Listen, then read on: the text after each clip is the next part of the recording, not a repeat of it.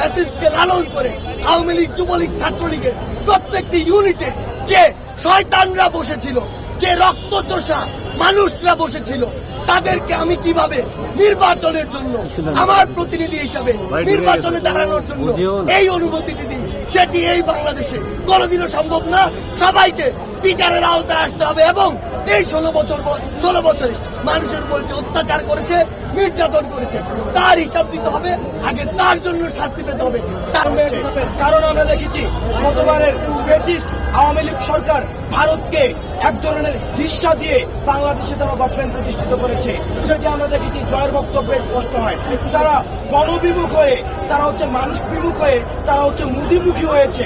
অর্থাৎ তারা মানুষ থেকে মুখ ফুরিয়ে তারা মোদির উপরে নির্ভর করছে তারা ক্ষমতায় আসার জন্য।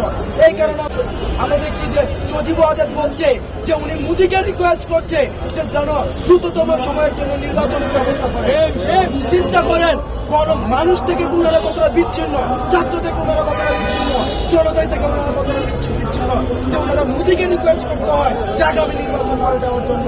অর্থাৎ এটা থেকে প্রমাণ হয় যে 2009 সালের যে ইলেকশন, 14 সালের যে ইলেকশন, 18 সালের যে ইলেকশন এবং পরবর্তীতে 24 সালের যে ইলেকশন, সেই ইলেকশনগুলো প্রশ্নবিদ্ধ ছিল। আমরা দেখেছি আওয়ামী ফ্যাসিস্ট যে সরকার তারা এখন দেশে বিদেশে প্রপাগান্ডা চালাচ্ছে। আমরা দেখেছি গত 16 বছরে হাজার হাজার কোটি টাকা তারা বিদেশে পাচার করেছে। সেই প্রপাগান্ডাগুলো নষ্ট করে দিয়েছে।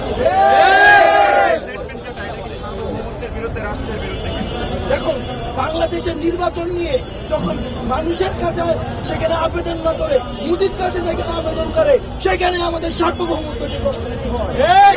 সুতরাং আমরা স্পষ্ট করে দিতে চাই, এই যে ইউএসএ তে বসে আপনি দেশের বিষয়ে সিদ্ধান্ত নেওয়ার আপনার কোন ধরনের অধিকার নাই। আপনাদের নৌকা অনেক আগে ফুটা হয়ে গিয়েছে, নৌকার পাটাতন আপনাদের নাই। সুতরাং বইটা খুঁজে লাভ নাই। মোদির বইটা দিয়ে বাংলাদেশের নৌকা চালাবেন, এই আশা আপনারা আর করেন না।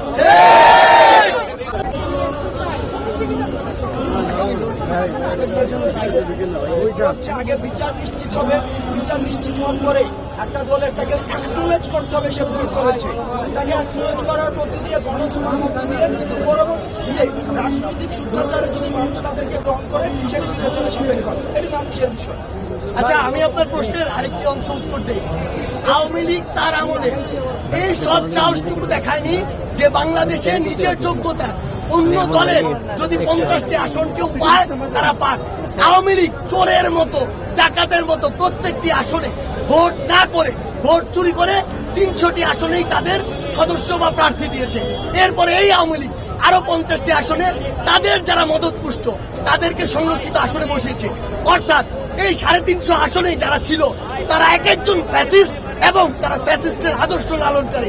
তাহলে আপনি আমাকে বলবেন শুধু ওই 350 জন নয়, পুরো বাংলাদেশে এই ফ্যাসিস্টকে লালন করে আওয়ামী লীগ, যুবলীগ, ছাত্রলীগের প্রত্যেকটি ইউনিটে যে শয়তানরা বসেছিল, যে রক্তচোষা মানুষরা বসেছিল, তাদেরকে আমি কিভাবে নির্বাচনের জন্য আমার প্রতিনিধি হিসাবে নির্বাচনে দাঁড়ানোর জন্য এই অনুমতিটি দিই, সেটি এই বাংলাদেশে কোনোদিনও সম্ভব না।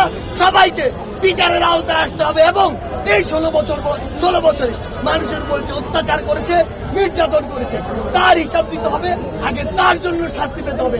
তারপর জনগণ নির্ধারণ করবে সে নির্বাচনে দাঁড়াতে পারবে নাকি পারবে না।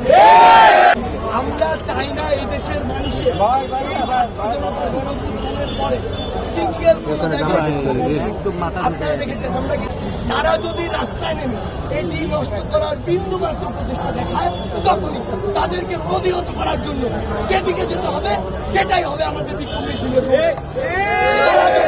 তারা যে সময় বের হবে সেই সময় তাদেরকে প্রতিহত করার জন্য আমরা যখন বের হবো সেই সময়টি হবে আমাদের বিক্ষোভ মিছিলের চলবে। এবং আজকের আপনারা জানেন আমাদের বিক্ষোভ মিছিল রয়েছে। বিক্ষোভ মিছিলের পরবর্তী কর্মসূচিটি আমরা আমাদের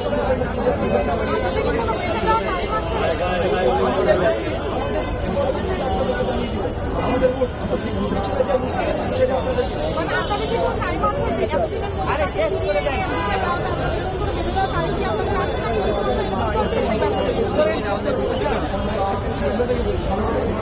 এটা হচ্ছে অফলাইনে